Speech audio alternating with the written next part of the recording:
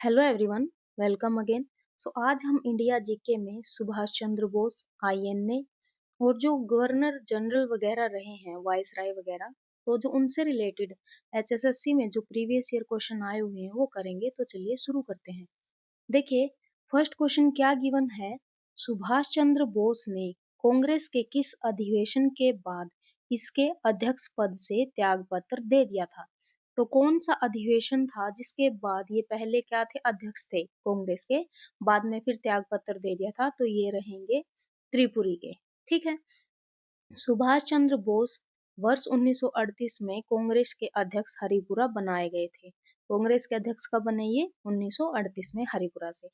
वह पुनः 1939 के त्रिपुरी अधिवेशन में अध्यक्ष चुने गए, बाद में चुने गए, परंतु गांधी जी से मतभेद होने के कारण उन्होंने अध्यक्ष पद से त्याग पत्र दे दिया था। ठीक है, क्योंकि जो ये थे, ये क्या थे, गरम दल के नेता थे, आपने उसमें पढ़ा होगा। तो 1939 में फॉरवर्ड ब्लॉक की स्थापना की गई। मतलब इन्होंने कब इस्तीफा दिया कांग्रेस से? 1939 में। ठीक है, कहाँ दिया, किस जगह का नाम पूछा हुआ है? तो त्रिपुरी में। ठीक है, त्रिपुरी अधिवेशन के बाद दिया।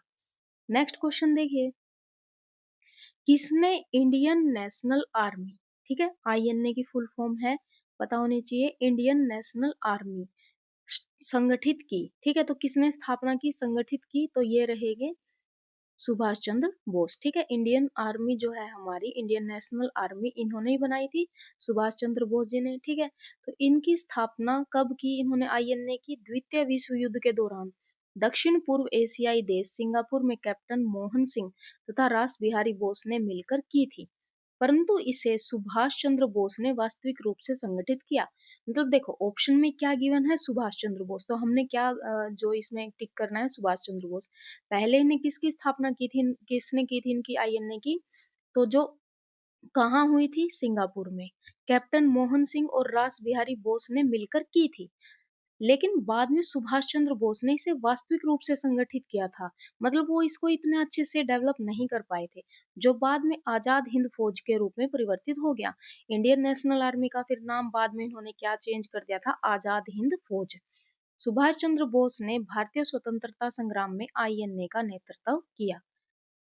अब देखिए नेक्स्ट क्वेश्चन, डैश ने भारतीय राष्ट्रीय सेना के माध्यम से भारतीय स्वतंत्रता संग्राम का नेतृत्व किया? तो हमने पढ़ा है कि भारतीय राष्ट्रीय सेना मतलब आईएनए, तो ये रहेंगे सुभाष चंद्र बोस। नेक्स्ट क्वेश्चन देखिए, अब गवर्नर से रिलेटेड रहेंगे। पूछा गया है कि भारत का अंतिम गवर्नर जनरल कौन था? तो ये कौन रहेंगे? सी राजगोपालचारी। तो भारत के ये लास्ट गवर्नर जनरल रहे हैं। भारत के अंतिम गवर्नर जनरल सी राजगोपालचारी थे। राजगोपालचारी ने वर्ष 1948 से लेकर 50 तक भारत के अंतिम गवर्नर जनरल का कार्यभार संभाला। लॉर्ड माउंटबेटन जो ये 1947 से 48 तक गवर्नर जनरल के पद पर थे। लॉर्ड जो ये माउंटबेटन है, स्वतंत्र भारत के प्रथम गवर्नर जनरल थे। मतलब ये पूछा जा सकता है कि भारत का अंतिम गवर्नर जनरल तो हमें पता है भी, सी राजगोपालचारी, लेकिन स्वतंत्र भारत का जो प्रथम गवर्नर जनरल था वो कौन था? Mountbatten. ठीक है, स्वतंत्र भारत के प्रथम भारतीय गवर्नर जनरल, तो स्वतंत्र भारत के प्रथम भारतीय गवर्नर जनरल सी राजगोपालचारी थे। ये लास्ट है, ठीक है, अंतिम रहेंगे। भारत का पहला गवर्नर जनरल जो पहले था, मतलब जो पहले हमारे आजाद होने से पहले, वो कौन रहेगा? William Bentinck. 1833 से 35 तक। भाई जब जब आजाद नहीं हुआ था, पहले गवर्नर जनरल कौन बना? ये जो है विलियम बेंटिक। और फिर जब हम आजाद हो गए, ठीक है, हमें 1947 में आजादी मिल गई, उस टाइम पर प्रथम गवर्नर जनरल कौन बना? ये बना माउंटबेटन। ठीक है, और लास्ट कौन हो जाएगा? सी गोपालचारी। ठीक है, नेक्स्ट क्वेश्चन देखिए, इनमें से भारत के प्रथम गवर्नर जनरल कौन थे? तो ये रहेगा, अब देखो इसमें भारत के प्रथम पूछा हुआ है, स्वतंत्र भारत नहीं दिया हुआ है, तो रहेगा विलियम बेंटिक, जो पहले आते ही यहाँ पर बन गए थे गवर्नर जनरल। अब नेक्स्ट क्वेश्चन देखिए, स्वतंत्र भारत के प्रथम गवर्नर जनरल कौन थे? तो ये रहेगा माउंट बेटन। मतलब ये तीनों ऑप्शन कंफ्यूजन वाले हैं, लेकिन आपने ध्यान रखना है, अगर स्वतंत्र भारत है तो माउंट बेटन, अगर स्वतंत्र भारत नहीं है फिर रहेगा बेटिक। ठीक है, और अगर ये पूछा जाए कि लास्ट कौन है तो सी गोपालचारी। अब देखिए, निम्न में से किसने भारत में स्थानीय स्वशासन प्रस्तुत किया? स्थानीय स्वशासन किसने प्रस्तुत किया? Lord Ripon. ठीक है, लॉर्ड रिपन को भारत में स्थानीय स्वशासन का जनक माना जाता है। रिपन के समय शिक्षा से संबंधित हंटर कमीशन का गठन तथा पहला कारखाना अधिनियम 1881 में पारित किया गया। आपने इनसे रिलेटेड ये भी याद रखना है कि शिक्षा से संबंधित जो हंटर कमीशन है वो कब गठित किया गया? रिपन के टाइम पर। और जो पहला कारखाना अधिनियम है वो 1881 में पारित किया गया था। नेक्स्ट क्वेश्चन देखिए, डैश अंतिम ब्रिटिश गवर्नर जनरल वायसराय था? तो कौन रहेगा? अंतिम माउंट बेटन। माउंट बेटन है जो अंतिम ब्रिटिश गवर्नर जनरल वायसराय थे। 24 मार्च 1947 को माउंट बेटन वायसराय बनकर भारत आए। 3 जून को माउंट बेटन ने भारत के विभाजन के साथ सत्ता हस्ताक्षर जो हस्तांतरण किया, मतलब जो अपनी है सत्ता हमें ट्रांसफर की, इसे माउंट बेटन योजना अथवा 3 जून योजना के नाम से जाना जाता है। मतलब देखो, ये जो है कब सत्ता इधर वो ट्रांसलेट की इंडिया को? 3 जून को। ठीक है, 3 जून को माउंट बेटन ने भारत के विभाजन के साथ, और इसे माउंटबेटन योजना या फिर 3 जून योजना के नाम से भी जाना जाता है। तो ये पूछ सकते हैं कि 3 जून योजना किससे रिलेटेड है? तो याद रखना है कि यहाँ पर क्या किया गया था, उन्होंने अपना शासन इंडिया को दे दिया था। और कौन थे ये रहेंगे माउंटबेटन। ठीक है, जो माउंटबेटन है स्वतंत्र भारत के जो प्रथम है ब्रिटिश गवर्नर जनरल भी रहेंगे। नेक्स्ट क्वेश्चन देखिए,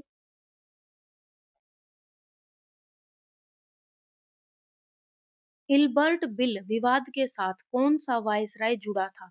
जो इल्बर्ट बिल विवाद हुआ था उसके साथ कौन सा वायसराय का नाम जुड़ा हुआ था? तो लॉर्ड रिपन रहेगा। इल्बर्ट बिल जो ये बिल है विवाद वायसराय लॉर्ड रिपन से रिलेटेड है। इल्बर्ट बिल 1883 में पेश किया गया था। इसने भारतीय न्यायाधीशों को Lord Ripon and council of India के सलाहकार सर कॉर्टेन इल्बर्ट द्वारा यूरोपीय मामलों के खिलाफ सुनवाई करने की शक्ति प्रदान की थी। तो आपने सिर्फ इतना याद रखना है, जो इल्बर्ट बिल विवाद था वो किससे रिलेटेड है? रिपन से रिलेटेड है। अब है, आपने दो इधर टेबल दी हुई है, इनको क्या करना है? मैच करना है। ठीक है, इनमें पूछा गया है सही सुमेलित कौन सा है? तो सही सुमेलित पूछा गया है। तो इनमें से रहेगा, जैसे देखिए क्या गिवन है, 2 और 3। तो हमारा जो कॉर्नवालिस है वो किससे रिलेटेड रहेगा? स्थायी भू बंदोबस्त से। और जो वेलेजली है वो किससे संबंधित रहेगा? सहायक संधि से। ठीक है, तो देखिए स्थायी स्थायी जो भू है बंदोबस्त लॉर्ड कॉर्नवालिस द्वारा वर्ष 1793 में लागू किया गया था। सहायक संधि को लॉर्ड वेलेस्ली 1798 से 1805 में लागू किया गया। तो आपसे ये पूछा जा सकता है कि सहायक संधि को कब लागू किया गया? तो 1798 से 1805। किसके द्वारा? वेलेस्ली के द्वारा। सती प्रथा का उन्मूलन किसने किया? लॉर्ड विलियम बेटिक ने किया था। उन्मूलन किया था, सती प्रथा का भाई विरोध किया था, ये सोच सकते। रेगुलेटिंग एक्ट 1773 जो वॉरेन हेस्टिंग है उसके समय पे लाया गया था। तो ये ऑप्शन ऑप्शन ऊपर क्या थे? अनमैच थे, इनको मैच करना है। तो सती प्रथा का को उन्मूलन किसने किया है? विलियम बेंटिक ने। और जो ये रेगुलेटिंग एक्ट था ये रहेगा वॉरेन हेस्टिंग के टाइम पर लाया गया था। नेक्स्ट क्वेश्चन देखिए, इनको क्या करना है? टाइम के अकॉर्डिंग मैच करना है। तो देखिए इनका सही समय आपने मैच करना है। तो जो वॉरेन हेस्टिंग्स है इसका रहेगा 1772 से 85, कॉर्नवालिस का रहेगा 1786 से 93, वेलेस्ली का रहेगा 98 से 1805 और डलहौजी का रहेगा 1848 से 50। तो आपने ये याद रखने हैं। नेक्स्ट क्वेश्चन देखिए, भारत में ब्रिटिश सत्ता के दौरान हड़प नीति संबंधित थी। तो जो हड़प नीति थी ब्रिटिश शासन में वो किससे संबंधित थी? वो रहेगी डलहौजी के टाइम पे। ठीक है, डलहौजी का शासनकाल 1848 से 56, उसके दौरान उन्होंने क्या जो वो किया था जारी? हड़प नीति। हड़प नीति के लिए इसको याद किया जाता है। इस नीति से अंग्रेजी साम्राज्य में विलय किए गए राज्य, मतलब इन्होंने अपने राज्य को क्या कर लिया था, हड़प लिया था। ठीक है।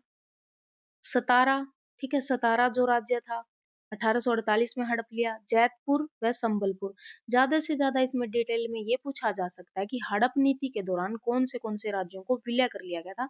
तो एक बार इनके नाम याद रख लेना, जैसे सतारा हो गया, जैतपुर हो गया, संबलपुर हो गया, बघाट हो गया 1550, उदयपुर हो गया, ठीक है, ये 1800 होगा, 1500 गलत है, झांसी हो गया, नागपुर हो गया और अवध हो गया। मतलब इनको क्या कर लिया था, इन्होंने अपने अंडर हड़प लिया था। अब देखिए, डैश जो है स्वतंत्र भारत के प्रथम भारतीय गवर्नर जनरल थे। भारतीय है, ठीक है, तो प्रथम भारतीय अपने स्वतंत्र भारत के वो रहेंगे चक्रवर्ती राजगोपालचारी, ठीक है, सी राजगोपालचारी। स्वतंत्र भारत के प्रथम भारतीय गवर्नर जनरल और भारत के अंतिम गवर्नर जनरल, क्योंकि उसके बाद तो फिर हमारे यहाँ क्या हो गए थे, जो इलेक्शन वगैरह हो गए थे, सरकारें बन गई थी, तो प्रथम भी यही और लास्ट भी रही, लेकिन किसके, स्वतंत्र भारत के, तो ये रहेंगे चक्रवर्ती राजगोपालचारी। भारत के जो अंतिम ब्रिटिश गवर्नर जनरल है वो रहेगा माउंटबेटन, मतलब आजादी से पहले, ठीक है, अंतिम है ये। अब देखिए, संवैधानिक विकास से रिलेटेड जो क्वेश्चन है वो कर लेते हैं। निम्न में से कौन से कैबिनेट मिशन निम्न में से कौन कैबिनेट मिशन का सदस्य नहीं है। आपने बताना है कि कैबिनेट मिशन का सदस्य कौन नहीं है, तो ये माउंटबेटन नहीं रहेगा। कैबिनेट में कौन कौन आए थे, ये था, ठीक है, पैट्रिक और क्रिप्स थे और अलेक्जेंडर थे, ये थे कैबिनेट मिशन के जो सदस्य। कैबिनेट मिशन की घोषणा देखिए 19 फरवरी 1946 ईस्वी को की गई थी। कैबिनेट मिशन की जो घोषणा है वो 19 फरवरी 1946 को की गई थी। यह मार्च 1946 को भारत आया। आपने याद रखना है भारत में कैबिनेट मिशन कब आया था, तो ये रहेगा मार्च 1946 में भारत में आया। इस मिशन के अध्यक्ष पैट्रिक लॉरेंस और दो अन्य सदस्य स्टेफोर्ड क्रिप्स और ए बी अलेक्जेंडर थे, ठीक है। इनके शॉर्ट ये याद रख लेना कि एक था पैट्रिक लॉरेंस, स्टेफोर्ड क्रिप्स याद रख लेना, ज्यादातर क्रिप्स याद रहेगा, या फिर अलेक्जेंडर, तीन थे ये, ठीक है, तीन सदस्य थे इसमें। माउंटबेटन तो क्या था, भारत का अंतिम ब्रिटिश गवर्नर जनरल था। तो आपसे पूछा गया था कि कैबिनेट का सदस्य कौन सा नहीं था इनमें से, तो माउंटबेटन रहेगा। सदस्य कौन से हैं, पैट्रिक है, क्रिप्स है और अलेक्जेंडर है, ठीक है। स्वतंत्र भारत का पहला कानून मंत्री कौन नियुक्त हुआ। स्वतंत्र भारत का पहला कानून मंत्री कौन नियुक्त हुआ, तो भीम राव रामजी अंबेडकर, ठीक है। कौन रहेंगे, भीमराव रामजी अंबेडकर। 14 अप्रैल 1891 से 6 दिसंबर 1956, जिन्हें बाबा साहेब के नाम से जाना जाता है। एक ये क्या थे, न्यायविद थे। देखो इनके, आपने ना इनसे रिलेटेड ये याद रखना होता है, इनके जीवन से ये दे देते हैं, ये न्यायविद थे, अर्थशास्त्री थे, राजनीतिक थे, समाज सुधारक थे। एक साथ में मान लो ये जोड़ दिया जाए कि स्वतंत्रता सेनानी थे, तो स्वतंत्रता सेनानी तो नहीं रहेंगे, ठीक है। तो अर्थशास्त्री, राजनीतिक और समाज सुधारक थे, जिन्होंने संविधान सभा की मसौदा समिति की अध्यक्षता की। ये जो संविधान अपना संविधान बना है सॉरी, उसका जो मसौदा इन्होंने ही तैयार किया था। आप सबको पता होगा भीमराव अंबेडकर जी के बारे में। तो ये भारत के पहले कानून और न्याय मंत्री भी बने, ये याद रखना है। अब देखिए नेक्स्ट क्वेश्चन, रियासतों का एकीकरण। संविधान सभा से एक ही क्वेश्चन था। अब जो रियासतें थी, आजाद तो हो गया भारत, लेकिन उन पर क्या था, जैसे राजा की अलग रियासत है, दूसरे राजा की अलग रियासत है, तो उनका एकीकरण करना था, भाई देश को एक बनाना, सबको जोड़ना था, तो उनसे रिलेटेड क्वेश्चन रहेंगे। तो देखिए क्वेश्चन क्या गिवन है, भारत सरकार ने डैश को पंजाब के पुनर्गठन के लिए एक संसदीय समिति की घोषणा की, स्थापना की घोषणा की। तो कब की, 23 सितंबर 1965 रहेगा, ठीक है। तो भारत सरकार ने 23 सितंबर 1965 को पंजाब पुनर्गठन के लिए सरदार हुकम सिंह की अध्यक्षता में एक संसदीय समिति की स्थापना घोषणा की। मतलब 23 सितंबर 1965 को कौन सी समिति बनी थी, सरदार हुकम सिंह समिति बनी थी, ठीक है। अब इनकी अध्यक्षता में थी तो इन्हीं का नाम से चलती है, हुकम सिंह समिति। हुकम सिंह कमेटी की सिफारिशों को मानते हुए भारत सरकार ने 23 अप्रैल 1966 को जेसी शाह की अध्यक्षता में सीमा आयोग का गठन किया और 18 सितंबर 1966 को पंजाब पुनर्गठन विधेयक पारित कर दिया गया। ये सारे हमने उसमें पढ़े थे जब हरियाणा और पंजाब को अलग-अलग किया गया था। तो 1 नवंबर 1966 को पृथक हरियाणा राज्य के रूप में हरियाणा की स्थापना हुई। तो ये हरियाणा और पंजाब के अलग होने के टाइम का था प्रोसेस। पहले क्या हुआ था, 23 सितंबर 1965 को आपने याद रखना, हुकम सिंह समिति आई। मतलब मान लीजिए कोई हुक्म आया ऊपर से 23 सितंबर 1965 को कि आपने पंजाब पुनर्गठन इसके लिए आपने एक समिति तैयार करनी है। फिर उसके बाद हुकम सिंह ने क्या किया, एक कमेटी बनाई, ठीक है? उसको क्या बोलते हैं, 23 अप्रैल 1966 को बनाई, 1 साल लग गया। जेसी शाह, ठीक है? जेसी शाह समिति भी इसको बोलते हैं, सीमा आयोग भी बोलते हैं। सीमा आयोग का गठन किया, भई हरियाणा और पंजाब की सीमा बाँटे जाएँ। 18 सितंबर फिर 1966 को पंजाब पुनर्गठन, मतलब हरियाणा कैसे अलग हुआ उधर से, पंजाब को पुनर्गठित किया गया। तो अकेले पंजाब को पुनर्गठित करेंगे तो हरियाणा उससे कट जाएगा। तो 1 नवंबर फिर 1966 को हरियाणा और पंजाब अपने क्या हो गए, अलग-अलग हो गए थे। ठीक है, नेक्स्ट क्वेश्चन देखिए, फजल अली आयोग की रिपोर्ट किस वर्ष में प्रस्तुत हुई? तो फजल अली आयोग की रिपोर्ट 1955 में प्रस्तुत हुई। फजल अली आयोग ने वर्ष 1955 में अपनी रिपोर्ट प्रस्तुत की। आयोग का गठन 1953 में भाषाई आधार पर राज्यों के गठन की बढ़ती मांग के अध्ययन हेतु किया गया। जो ये आयोग बनाया गया था फजल अली, ये क्यों बनाया गया था? भाषाई आधार पर राज्यों को बांटने के लिए बनाया गया था। तो प्रस्तुत कब की? 1955 में।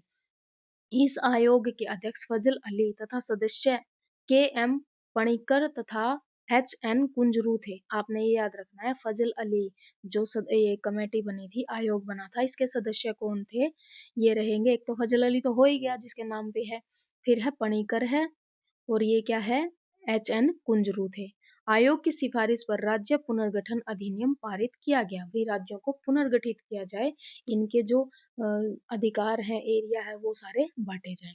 तो कब की? 1955 में प्रस्तुत की। भारत सरकार के साथ कश्मीर के महाराजा ने पदारोहण का अंगीकार पत्र कब हस्ताक्षरित किया था? तो ये कब किया था? अक्टूबर 26 1947 को। भारत सरकार के साथ कश्मीर के जो महाराजा थे ना, हरि सिंह ने पदारोहण का अंगीकार, जो अंगीकार पत्र है, वो 26 अक्टूबर 1947 को हस्ताक्षर किया। 5 अगस्त 2019 को अनुच्छेद, अब जो ये अनुच्छेद 370 है, ठीक है, इनको क्या कर दिया गया, विशेष, पहले इनको क्या दिया गया था, विशेष राज्य का अधिकार था, लेकिन अब वो खत्म कर दिया। तो आपने ये भी याद रखना है कि जम्मू कश्मीर का जो विशेष राज्य का जो हक था वो कब खत्म किया गया? 5 अगस्त 2019 को। किसके अकॉर्डिंग? 370 के अकॉर्डिंग। और इसे 2 केंद्र शासित प्रदेश, पहले ये जम्मू कश्मीर एक था, लेकिन अब 2 नए केंद्र शासित प्रदेश बना दिए गए हैं, जम्मू कश्मीर और लद्दाख में विभाजित कर दिया गया है। और शायद दमन और दीव है जो, उनको इकट्ठा कर दिया गया, तो अब 8 रहेंगे। ठीक है। नेक्स्ट क्वेश्चन देखिए, निम्नलिखित घटनाओं को काल के अकॉर्डिंग हमने क्या करना है? अरेंज करना है। भी पहले कौन सा हुआ, उसके बाद कौन सा हुआ, उसके बाद कौन सा हुआ। ठीक है, तो ये रहेगा सी, 2 1 3 4। पहले ये हुआ, भारतीय स्वतंत्रता अधिनियम हुआ, फिर हैदराबाद में पुलिस कार्रवाई हुई, फिर हुआ यमन के लोगों ने लिबरेशन आर्मी का गठन किया। ठीक है, ये वर्ल्ड हिस्ट्री से भी आ गया। ठीक है, हैदराबाद राज्य आंध्र प्रदेश में विलय किया गया। तो पहले क्या है, भारतीय स्वतंत्रता अधिनियम कब हुआ? 18 जुलाई 1947 को। और हैदराबाद में पुलिस कार्रवाई 13 सितंबर 1948 को। यमन के लोगों ने लिबरेशन आर्मी का गठन किया अक्टूबर 1948 में। और हैदराबाद राज्य आंध्र प्रदेश में विलय कब कर लिया गया? नवंबर 1948 में। नेक्स्ट क्वेश्चन देखिए, ब्रिटिश आधिपत्य के दौरान रियासती राज्यों द्वारा ब्रिटिश भारत साम्राज्य का कितना भू क्षेत्र घेरा गया था? तो ये कितना रहेगा? इनमें से कोई ऑप्शन नहीं है कितना घेरा गया था, क्योंकि 48%, इनमें कोई ऑप्शन गिवन नहीं है। तो ब्रिटिश आधिपत्य मतलब ब्रिटिश ने जो राज किया था, तो कितनी रियासतों को घेर लिया था? तो 48% को घेर लिया था। 500 में से 500 से अधिक रियासतों को इन्होंने क्या कर लिया था? अपने अंडर ले लिया था। ठीक है।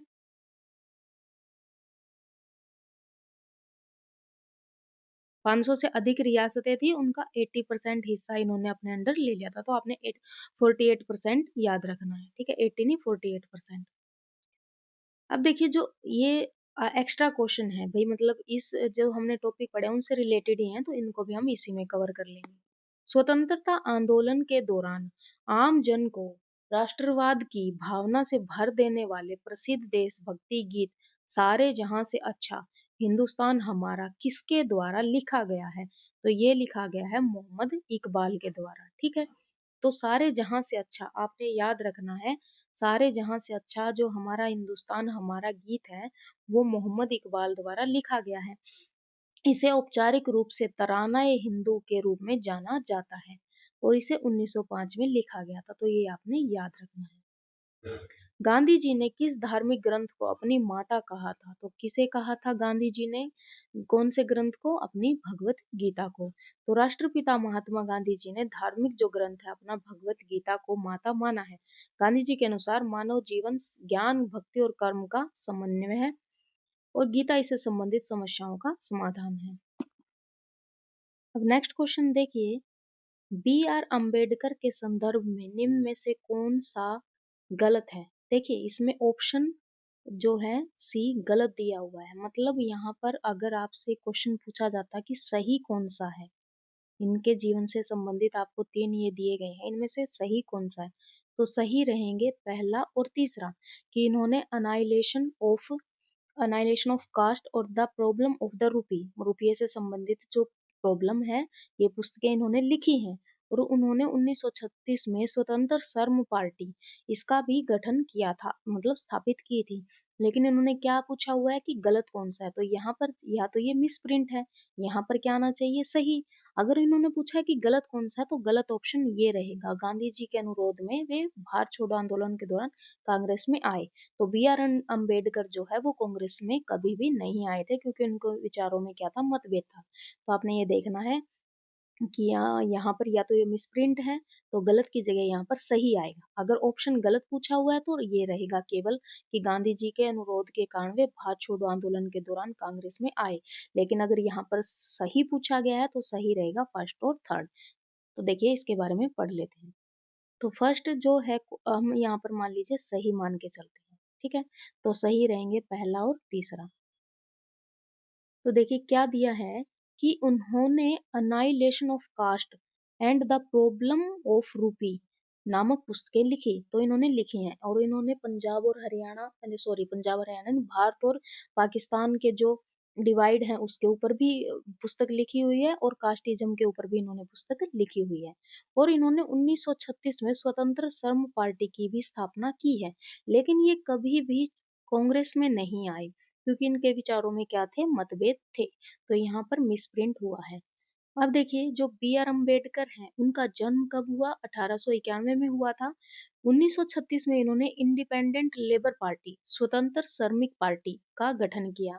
इनकी रचनाएं प्रमुख कौन सी है? Annihilation of caste, the problem of the rupee, रुपये से संबंधित जो प्रॉब्लम है, और जो द अनटचेबल, अनटचेबल का मतलब क्या है? शूद्र से रिलेटेड इन्होंने बनाया था। और अनाइलेशन ऑफ द कास्ट क्या है? जाति से भी संबंधित जो प्रॉब्लम्स है उन्होंने बताया था। इन्होंने बहिष्कृत हितकारिणी सभा ये भी बनाई थी 1923 में, बहिष्कृत हितकारिणी सभा, अनुसूचित जाति संघ 1942 का भी गठन किया था। मूक नायक तथा बहिष्कृत भारत नाम से समाचार समाचार पत्र भी निकाले। तो मूक नायक और बहिष्कृत भारत नाम से इन्होंने समाचार पत्र भी निकाले थे। यह भारत छोड़ो आंदोलन तथा कांग्रेस की नीतियों के विरोधी थे, तो कभी भी उसमें ये शामिल नहीं हुए। तो अगर पूछा गया है गलत कौन सा है, तो हमारा ऑप्शन रहेगा गलत में कि गांधी जी के अनुरोध पे ये कभी इसमें कांग्रेस में आए। और सही कौन से हैं? तो सही हो जाएंगे फर्स्ट और थर्ड। तो यहाँ पर मिस प्रिंट दिया हुआ था। अब देखिए भारत का कौन सा राज्य है? भारत का कौन सा राज्य है जो भाषाई आधार पर सबसे पहला राज्य बना था? भाई भाषाई आधार पर गठित हुआ वो कौन सा राज्य है? वो रहेगा आंध्र प्रदेश, ठीक है। तो भारत का भाषाई आधार पर गठित पहला राज्य आंध्र प्रदेश है। आंध्र प्रदेश का गठन कब किया गया? 1 नवंबर। अपने हरियाणा जैसा है, याद रखना, अपना जैसे 1966 है, इनका 56 है, तो पहले यही बना था। तो आंध्र प्रदेश राज्य का गठन 1 नवंबर 1956 को हुआ। 2 जून 2014 को तेलंगाना को आंध्र प्रदेश से अलग कर नया राज्य बनाया गया था, ये बाद में है। मतलब फिर क्या कर दिया, आंध्र प्रदेश तेलंगाना को आंध्र प्रदेश से भी अलग कर दिया, मतलब आंध्र प्रदेश का फिर से एक टुकड़ा हो गया। और जो ये आंध्र प्रदेश है वो तेलुगु और मद्रासी दोनों भाषाओं की वजह से अलग अलग हुआ था। तो आपने याद रखना है, भारत का पहला कौन सा राज्य है जो भाषा के आधार पर गठित किया गया था, तो रहेगा आंध्र प्रदेश। और 2014 में फिर इसमें से तेलंगाना को अलग कर दिया गया था। नेक्स्ट क्वेश्चन देखिए, बर्मा अब, जो पहले म्यांमार बोलते थे, अब नाम उसका, नहीं सॉरी, पहले बर्मा बोलते थे, अब क्या रहेगा, म्यांमार रहेगा। कब भारत से अलग हुआ था, तो जो बर्मा है वो पहले भारत का हिस्सा था, तो 1937 में अलग हुआ था। साइमन कमीशन की, ठीक है, साइमन कमीशन की रिपोर्ट की सिफारिश के आधार पर वर्ष 1935 के अधिनियम में भारत से अलग बर्मा देश के गठन का प्रावधान था, जिसको वर्ष 1937 में विधिक रूप से लागू कर दिया गया। मतलब पहले ये इंडिया का ही पार्ट था, लेकिन साइमन कमीशन के आने के बाद 1937 में इसे अलग कर दिया गया। 4 जनवरी 1948 को बर्मा को ब्रिटिश उपनिवेशवाद से स्वतंत्रता प्राप्त हुई थी। मतलब फिर ये इसको अलग देश तो बना के बाद में उनको भी स्वतंत्रता देके चले गए थे। तो बर्मा कब अलग हुआ, 1935, ठीक है, 37, 35 नहीं 37 रहेगा। 35 में तो उसके सिफारिश की गई थी कि इसको अलग किया जाएगा, फाइनली 37 में अलग किया था। और इसको कब स्वतंत्रता मिली है, 1948 को। अब देखिए, संयुक्त राष्ट्र महासभा की प्रथम महिला सभापति होने का गौरव किस भारतीय महिला को प्राप्त है, तो संयुक्त राष्ट्र सुरक्षा परिषद में प्रथम महिला कौन रहेंगी, ये रहेंगी विजय लक्ष्मी पंडित। आपको सबको पता होगा, ये फर्स्ट इंडिया में फर्स्ट इसमें ये क्वेश्चन बहुत बार पूछे जाते हैं। तो संयुक्त राष्ट्र महासभा की प्रथम महिला सभापति कौन है, विजय लक्ष्मी पंडित है। विजय लक्ष्मी पंडित ने संयुक्त राष्ट्र में भारतीय प्रतिनिधि मंडल का नेतृत्व भी किया था। अब नेक्स्ट क्वेश्चन देखिए, निम्न में से किस देश को संयुक्त राष्ट्र सुरक्षा परिषद में वीटो पावर नहीं है। भाई किसके पास वीटो पावर नहीं है, तो रहेगा भारत, ठीक है। ये उस टाइम का क्वेश्चन है 2021 में। संयुक्त राष्ट्र सुरक्षा परिषद में कुल 15 सदस्य हैं, जिसमें से 5 सदस्य स्थायी हैं और 10 अस्थायी हैं। मतलब 5 परमानेंट है और 10 क्या है, टेम्परेरी है। चीन, फ्रांस, रूस, यूनाइटेड किंगडम और संयुक्त राज्य अमेरिका ये स्थायी सदस्य हैं। तो जो वीटो पावर है ना, उसमें 5 जो स्थायी सदस्य हैं आपने वो याद रखने हैं। चीन है, फ्रांस है, रूस है, यूनाइटेड किंगडम है और संयुक्त राज्य अमेरिका है, जो स्थायी सदस्य हैं, ठीक है। लेकिन भारत को वीटो पावर प्राप्त नहीं है। अब नेक्स्ट क्वेश्चन देखिए, ब्रिटिश इतिहासकारों में से किसने भारतीय इतिहास को 3 भाग यथा हिंदू, मुस्लिम और ब्रिटिश में विभाजित किया था। तो कौन सा ऐसा इतिहासकार था ब्रिटिशों में जिसने भारतीय इतिहास के 3 भाग बना दिए, हिंदू बना दिया, मुस्लिम बना दिया और ब्रिटिश में विभाजित किया, तो ये रहेगा जेम्स मिल। जेम्स मिल ने भारतीय इतिहास को हिंदू, मुस्लिम और ब्रिटिश कालखंड में विभाजित किया। इन्होंने प्राचीन इतिहास को हिंदू कालखंड, मध्य को मुस्लिम, क्योंकि प्राचीन जो रहेगा उसमें हिंदू, बाद में मुस्लिम का अटैक हुआ तो मुस्लिम राज्य आ गया, मुस्लिम कालखंड, और बाद में फिर क्या आए, ब्रिटिश आए, तो ब्रिटिश आधुनिक इतिहास को ब्रिटिश कालखंड में विभाजित किया। तो कौन रहेगा ये, जेम्स मिल। अब देखिए, अंग्रेजों ने भारत में पहली बार किन 3 स्थानों पर उच्च न्यायालयों की स्थापना की थी, तो क्या रहेगा, जहां पर उच्च न्यायालय मतलब हाई कोर्ट, कौन से ऐसे 3 अपने शहर थे जहां पर इन्होंने उच्च न्यायालय बनाए थे, तो वह रहेगा कैलकाटा, बॉम्बे और मद्रास, ठीक है, कलकत्ता रहेगा, बॉम्बे रहेगा और मद्रास रहेगा। तो कलकत्ता, अंग्रेजों ने भारत में पहली बार ब्रिटिश संसद में पारित भारतीय उच्च न्यायालय मतलब हाई कोर्ट बनाए थे 1861 के तहत। किसके तहत, 61 के तहत। कलकत्ता में, मुंबई में और मद्रास में, ठीक है, कलकत्ता, मुंबई और मद्रास में 1862 में उच्च न्यायालयों की स्थापना की थी, ठीक। कब की स्थापना, 1862 में, कौन से अधिनियम, 1861 के तहत। अब देखिए, ये है बांडुंग सम्मेलन कब हुआ था? ठीक है, बांडुंग जो सम्मेलन है वो 1955 में हुआ था। बांडुंग सम्मेलन वर्ष 1955 में हुआ था। गुटनिरपेक्षता की ओर पहला कदम बांडुंग सम्मेलन के माध्यम से उठाया गया।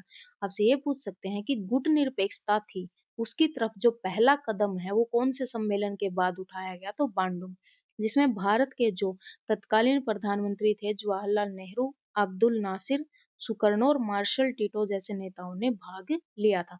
तो ज्यादा से ज्यादा ये पूछ सकते हैं कि पहला कदम किसके बाद उठाया गया? तो बांडुंग सम्मेलन रहेगा गुटनिरपेक्षता की ओर। इंडिया से कौन थे जिन्होंने यहाँ पर प्रतिभाग लिया था? तो वो रहेंगे प्रधानमंत्री जवाहरलाल नेहरू। अब नेक्स्ट क्वेश्चन देखिए, डैश को तत्समय 1904 में ब्रिटिश सरकार द्वारा शम्स उल उलेमा की उपाधि दी गई। ये किस में पूछा गया है? पुलिस कांस्टेबल में पूछा गया है 2021 में। तो किसको दी गई ये उपाधि शम्स उल उलेमा? तो ये दी गई हुसैन आली को। अल्ताफ हुसैन हाली, इसको किसकी उपाधि दी गई है 1904 में ब्रिटिश सरकार द्वारा? शम्स उल उलेमा, अल्ताफ हुसैन हाली, ठीक है, को तत्समय वर्ष 1904 में ब्रिटिश सरकार द्वारा शम्स उल उलेमा की उपाधि दी गई है। ये उर्दू के प्रसिद्ध कवि और लेखक थे। इनसे रिलेटेड आपसे ज्यादा से ज्यादा ये पूछ सकते हैं कि ये क्या थे? तो उर्दू के प्रसिद्ध कवि और लेखक थे और ये हरियाणा के पानीपत शहर से संबंधित थे। अल्ताफ हुसैन हाली। अब देखिए, भूदान आंदोलन शुरू हुआ। भूदान आंदोलन कब शुरू हुआ? तो भूदान जो आंदोलन है अप्रैल 1951 में शुरू हुआ। भूदान आंदोलन आचार्य विनोबा भावे द्वारा अप्रैल 1951 में आरंभ किया गया। एक स्वैच्छिक भूमि सुधार आंदोलन था। क्या था ये? एक स्वैच्छिक भूमि सुधार आंदोलन था। कब किया गया? 1951 में अप्रैल में। किसके द्वारा? विनोबा भावे द्वारा। 18 अप्रैल 1951 को पोचमपल्ली गांव आंध्र प्रदेश में, ये पोचमपल्ली के हरिजनों ने विनोबा भावे जी से भेंट की और उन्होंने अपने जीवन यापन करने के लिए 80 एकड़ भूमि उपलब्ध कराने का आग्रह किया। यह आंदोलन लगभग 13 सालों तक चला और विनोबा भावे जी ने गरीबों के लिए 44 लाख एकड़ भूमि दान के रूप में हासिल करने में सफल हो सके। मतलब इन्होंने गरीबों के लिए भूदान का आंदोलन शुरू किया था। दान के रूप में प्राप्त जमीनों में से 13 लाख एकड़ जमीन उन किसानों को बांटी गई जो भूमिहीन थे। ठीक है, कब किया गया? अप्रैल 1951 में। मेन लीड किन्होंने की है? विनोबा भावे ने। तो कहाँ के लोगों ने शुरू किया था ये भी याद रख लेना, पोचमपल्ली गांव आंध्र प्रदेश के हरिजनों ने। अब देखिए, महात्मा गांधी की हत्या कब हुई थी? तो कब हुई थी? 30 जनवरी 1948 को। नई दिल्ली में 30 जनवरी 1948 को नाथूराम गोडसे ने हत्या की थी। हमारे राष्ट्रीय ध्वज के चक्र में कितने आरे स्पोक्स हैं? ठीक है, कितने आरे हैं ये पूछा गया है। जो वो अब ये बोलते हैं ना हम इसको लाइंस, तो ये रहेंगे 24। तो संविधान सभा द्वारा 22 जुलाई 1947 को राष्ट्रीय ध्वज अपनाया गया। ये भी याद रखना है। मतलब राष्ट्रीय ध्वज आपने पढ़े होंगे हिस्ट्री में, कभी चरखा बना दिया था, कभी कमल का फूल बना दिया था, कभी कुछ बना दिया गया, लेकिन जो अपना अभी जो तिरंगा है वो कब अपनाया गया? मतलब कब उसको फाइनल किया गया कि यही बनेगा, कि 3 रंग हैं, बीच में अशोक चक्र है, इतनी तिल्लियां हैं। तो ये किया गया 22 जुलाई 1947 को।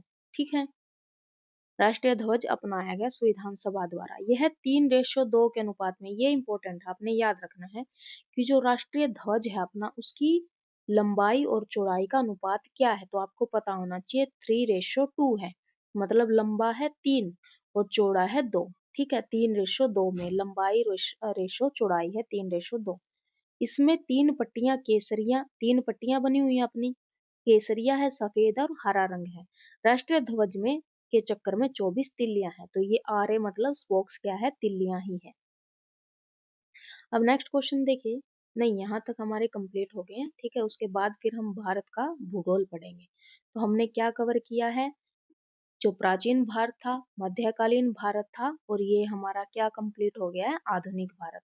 इसमें जो एक्स्ट्रा क्वेश्चन थे रियासतों से रिलेटेड थे, संवैधानिक विकास से रिलेटेड थे, और जो वायसराय वगैरह हैं, और जो हमारे सुभाष चंद्र बोस जी से जितने भी प्रीवियस ईयर क्वेश्चन आए हुए थे वो सारे हमने इसमें कवर किए हैं, ठीक है। तो यहाँ तक पढ़ते रहिए, मिलेंगे नेक्स्ट वीडियो में। अगर आपको वीडियो पसंद आई है तो please like share and subscribe. Thank you so much.